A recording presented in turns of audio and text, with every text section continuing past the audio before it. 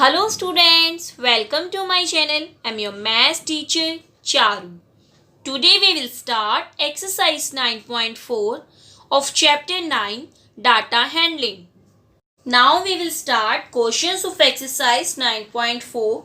So question 1 statement is a survey of 120 school students was done to find which activity they prefer to do in their free time. Which means 120 school students का एक सर्वे किया गया जिसमें उससे पूछा गया उनसे कि वो फ्री टाइम में कौन सी एक्टिविटी करना प्रेफर करेंगे. सो गिवन टेबल में फर्स्ट कॉलम में प्रेफर्ड एक्टिविटी गिवन है और सेकेंड में नंबर ऑफ स्टूडेंट्स गिवन है. So first activity is playing. Playing कितने स्टूडेंट्स प्रेफर कर रहे हैं? 45 स्टूडेंट.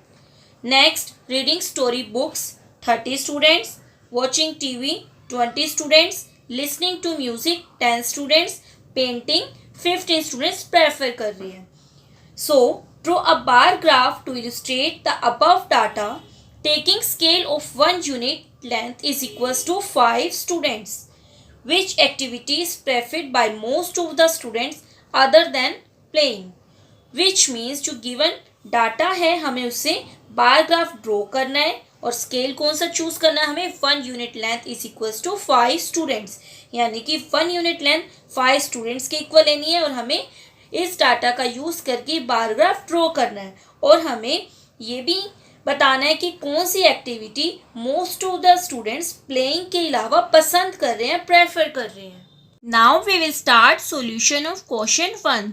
सो क्वेश्चन 1 के लिए हम ग्राफ लेंगे इस तरह से और हम स्केल पेंसिल की हेल्प से यहाँ पर वर्टिकल लाइन ड्रॉ करेंगे.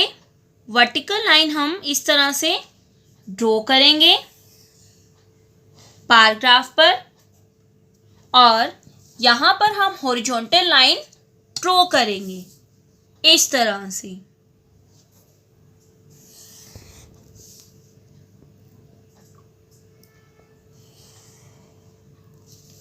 हॉरिजॉन्टल लाइन ड्रॉ करने के बाद जो हमें गिवन टेबल है हम वो ऑब्जर्व करेंगे. तो गिवन टेबल में हमें क्या गिवन था? Number of students and activities.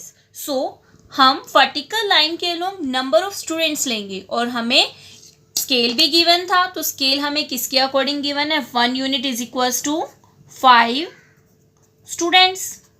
तो हम इस तरह से कॉर्नर में स्केल को शो करेंगे 1 unit is equals to 5 students. अब हम 5 का गैप लेंगे वर्टिकल लाइन के अलोंग. जो यहाँ पर वर्टिकल और हॉरिजॉन्टल लाइन का इंटरसेक्टिंग पॉइंट है उसे हम क्या लेंगे? 0. यानी कि स्टार्टिंग पॉइंट हमारा क्या है? 0.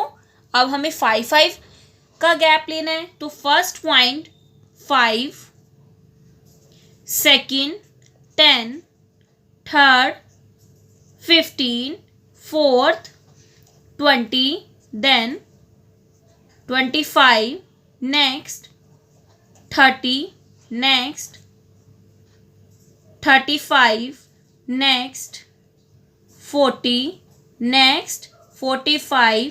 इस तरह से हम 5 का गैप लेंगे और हम यहाँ पर क्या शो करेंगे कि ये क्या है? Number of students. Number of students. तो यहाँ पर हम इस तरह से शो करेंगे कि ये क्या है? Number of students. अब हॉरिजॉन्टल लाइन के अलोंग हम क्या लेंगे? एक्टिविटीज. तो एक्टिविटी के कौन कौन सी हमें गिवन है? फर्स्ट एक्टिविटी है प्लेइंग. अब प्लेइंग के लिए हमें नंबर ऑफ स्टूडेंट्स कितने गिवन है? 45. तो हम स्केल की हेल्प से 45 तक बार ड्रॉ करेंगे और कहाँ से हम स्टार्ट करेंगे? जैसे यहाँ पर हमने वर्टिकल लाइन ली है और यहाँ हमने हॉरिजॉन्टल ली है. तो यहाँ पर हम 1 यूनिट का गैप लेंगे. तो इस तरह से हम सेकंड पॉइंट से स्टार्ट करेंगे यानी कि सेकंड लाइन से स्टार्ट करेंगे और कितने हमें जाना है? 45 पॉइंट तक. तो यहाँ से हम स्टार्ट करेंगे, हमें 45 पॉइंट तक हम पॉइंट लगाएंगे और इस तरह से हम यहाँ पर एक लाइन ड्रॉ करेंगे बार के लिए. ऐसे ही हम नेक्स्ट लाइन ड्रॉ करेंगे और ये क्या बनेगा? 45 के लिए बार.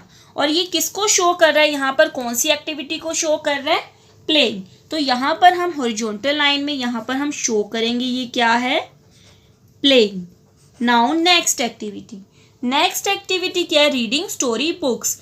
रीडिंग स्टोरी बुक्स के लिए नंबर ऑफ स्टूडेंट्स कितने हैं, 30। तो जो नेक्स्ट बार होगा वो हम लेंगे कितने का, 30 का। तो हम एक बॉक्स का यहाँ पर गैप लेंगे और हमें सेकेंड बार लेना है, कहाँ तक जाना है हमें, 30 पॉइंट तक। तो यहाँ से हम 30 पॉइंट तक के लिए इस तरह से हम लाइन ड्रॉ करेंगे और यहाँ ये लेंथ कितनी हो जाएगी इसकी, 30 तक। तो ये किसको शो कर रहा है, रीडिंग स्टोरी बुक्स। तो यहाँ हम शो करेंगे कि ये क्या है, reading story books. Now next बार लेंगे हम, नेक्स्ट हमें क्या गिवन है, वॉचिंग टीवी। और वॉचिंग टीवी के लिए हमें कितने स्टूडेंट्स गिवन है, 20। तो वॉचिंग टीवी के लिए हम 20 स्टूडेंट्स तक बार लेंगे। तो यहाँ पर 20 शो हुआ है, तो यहाँ हम पॉइंट लगाएंगे इस तरह से, और हमें जो ये बार है उनके बीच में जो स्पेसिंग है वो इक्वल लेनी है। जैसे हमने यहाँ स्टार्टिंग में स्पेसिंग ली है, ऐसे ही हम यहाँ पर भी लेंगे। ऐसे ही हम एक एक गैप बॉक्स का रखते रहेंगे। और हमें 20 तक जाना था, तो हम 20 तक बार इस तरह से ड्रॉ कर लेंगे। तो ये किसको शो कर रहा था, वॉचिंग टीवी। तो यहाँ हम जो ये थर्ड पॉइंट है, तो यहाँ पर हम इस तरह से इसके ऊपर भी हम शो कर सकते हैं और नीचे भी हम शो कर सकते हैं। तो यहाँ हम नीचे इसके शो करेंगे, ये है क्या, watching TV.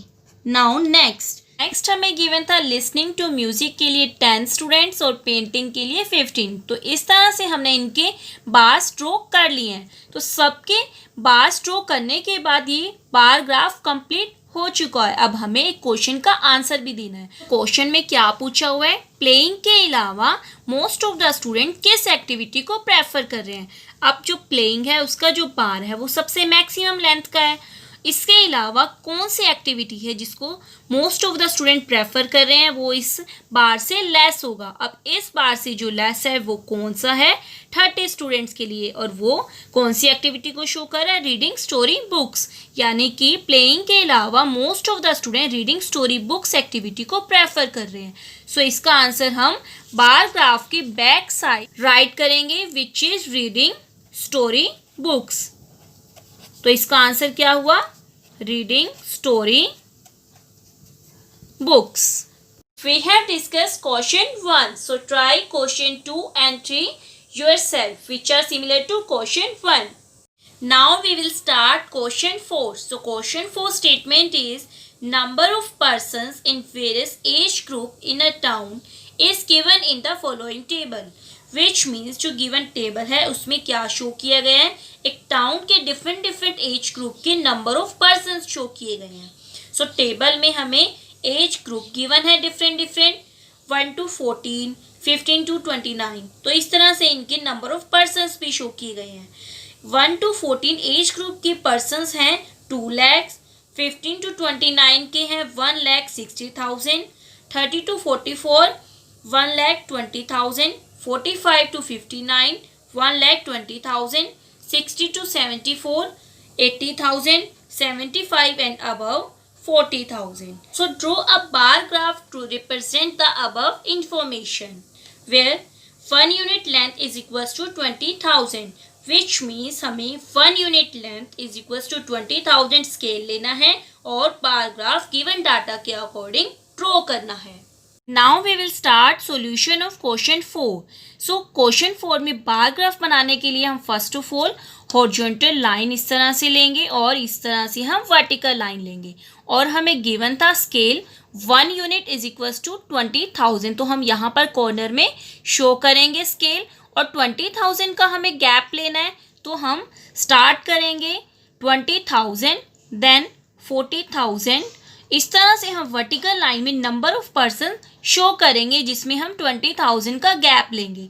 20,000, 40,000, 60,000, next 80,000, next 1 lakh, next 1,20,000, फिर 1,40,000, 1,60,000, 1,80,000, हमने लास्ट लिया 2 लाख।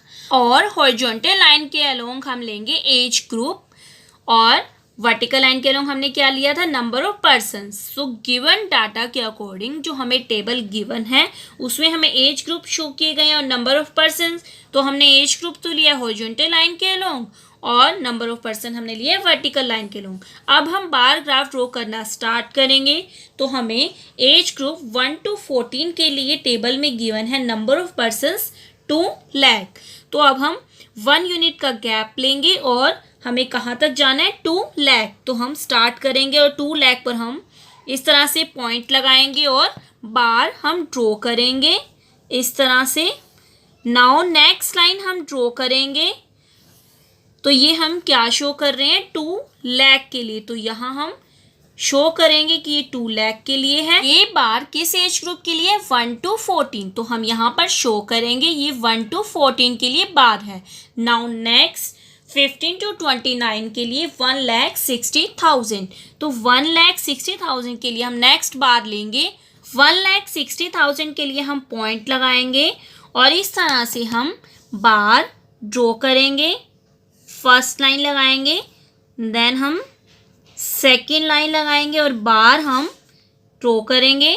और ये किस एज ग्रुप के लिए है, 15 to 29। और बार ड्रॉ करते समय हमें एक बात नोट करनी है कि जो हमें इन बार्स के बीच में स्पेसिंग रखनी है वो इक्वल होनी चाहिए, किसी में भी ज़्यादा या कम स्पेसिंग नहीं होनी चाहिए, सेम स्पेसिंग होनी चाहिए। नेक्स्ट हम लेंगे 30 to 44 के लिए। 30 to 44 के लिए टेबल में हमें गिवन है 1,20,000। तो 1,20,000 के अगेंस्ट हम यहाँ पर पॉइंट लगाएंगे और बार हम ड्रॉ करेंगे इस तरह से। फर्स्ट लाइन लगाएंगे, देन हम सेकेंड लाइन लगाएंगे और ये किसके लिए बनेगा, 30 to 44 एज ग्रुप के लिए। तो यहाँ हम एज ग्रुप शो करेंगे। तो यहाँ पर हमने इस तरह से इक्वल स्पेसिंग पर बार ड्रॉ कर लिए हैं।